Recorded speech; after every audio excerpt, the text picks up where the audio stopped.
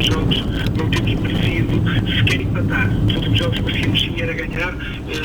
e imagem disso foi o último jogo que tivemos em casa, foi imercidíssima a derrota,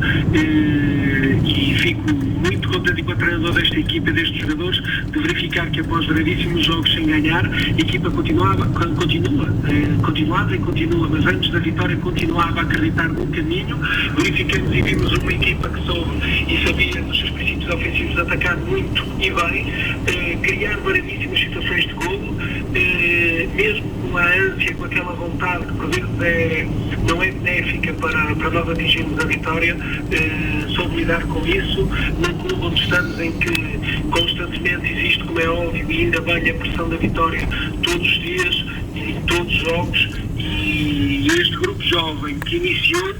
o ano inicial com 7 jogadores que são da formação de Leixões. Isto é uma coisa que eu pergunto, se calhar nem as equipas B têm, mas continuamos a chegar para o lado.